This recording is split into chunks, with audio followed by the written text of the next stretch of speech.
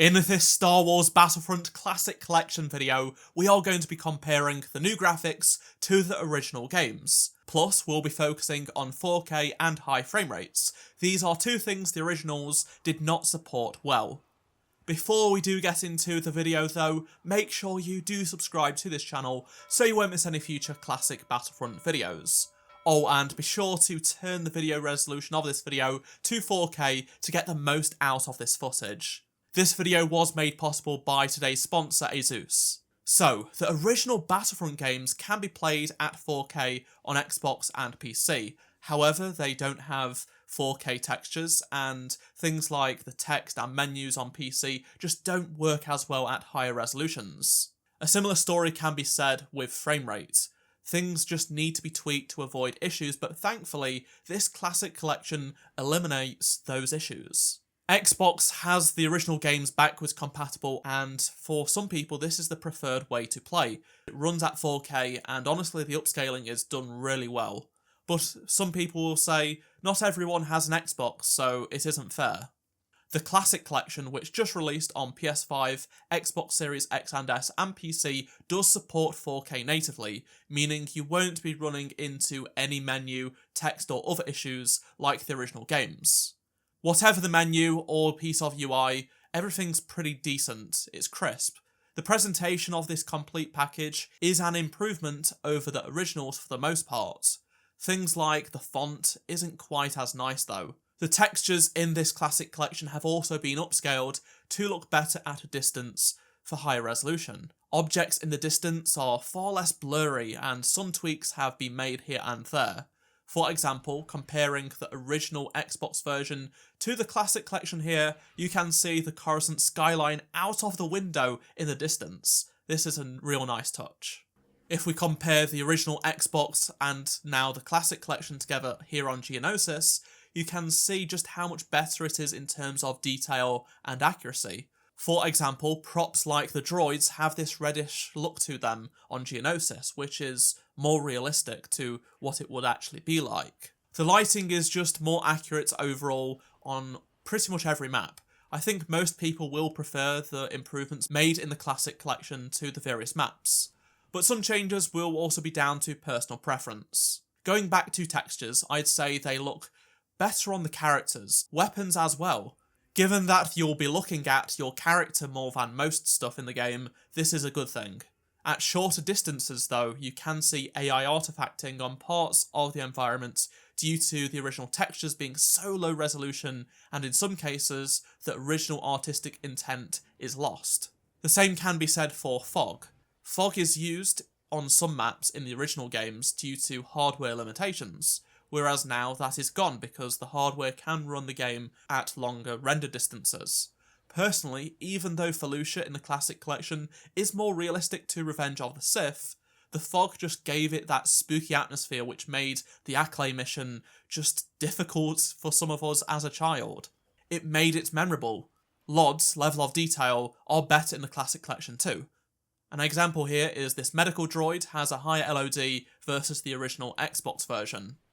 Personally, I don't own a 4K monitor, but ASUS sent over their incredible ROG Strix XG32UQ to show you in this video. It can show you just how good various Star Wars games look at 4K in high frame rates. You don't have to settle for 4K 60, you can go up to 120 now. It's a big, bright 32-inch display that really can capture your favourite games very well.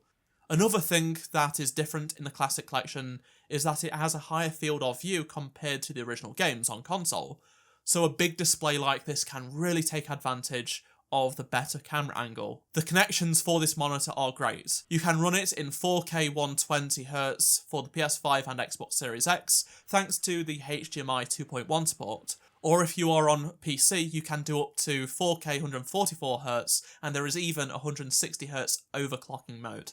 The original games on console were capped at just 30 frames per second. We're also capped at 80 FPS on PC without mods, so now you can play the games at 4K with up to 144Hz. There's also just a 1 millisecond response time on this display, and as someone who loves low latency and can really tell the difference with lower refresh rates and higher latency, this was an absolute joy to play on when it came to testing out the Classic Collection and the recent Dark Forces remaster. I will have more on that phenomenal remaster later on in the video.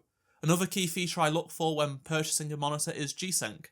I've been using it for many years now, and this monitor does support it, along with FreeSync Premium Pro.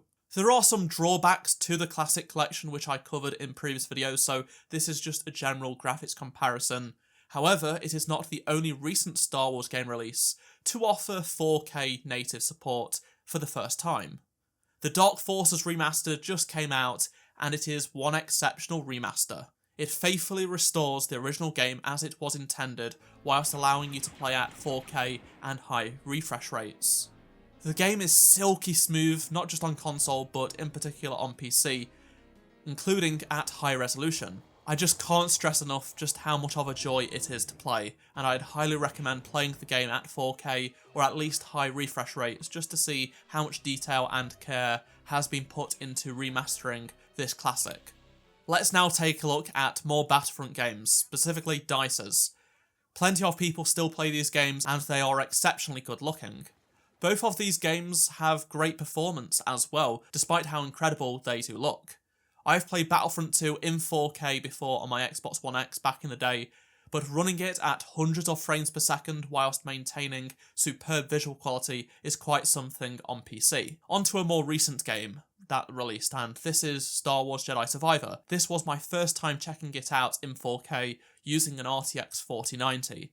As we know, this game has had some performance issues, but frame generation on the ROG 4090 certainly does wonders. Unfortunately, the Battlefront Classic Collection does not support HDR, however the new Battlefront games and Jedi Survivor do, and it's awesome. Since I got my first HDR display from Asus last year, I have thoroughly enjoyed playing games with HDR enabled. I/O is another thing I really care about when purchasing a monitor, and the ROG Strix XG32UQ packs exactly what you need. It has two HDMI 2.1 ports, a 1.4 DisplayPort, two USB 3.2 connections, and all of these are hidden nicely away with this cable management panel. If you'd like to get an awesome 4K display to play the latest games and even classics that have been re-released with 4K support, there's a link down below to this ROG monitor that I've used in this video. If you do purchase it, you'll get 3 months of Adobe Creative Cloud for free, and those are the tools I use to make these videos. I have been using ROG monitors for about 8 years now. I love their feature set and their performance for both gaming and content creation. Let me know your thoughts down in the comment section below on anything I've shared with you in this video, and if you'll be checking out the Battlefront Collection in 4K. If you have enjoyed this video, don't forget to like it and subscribe so you don't miss any future videos. And if you did miss any of my previous videos, click on the playlist on screen right now, and I shall see you in my next video. Goodbye.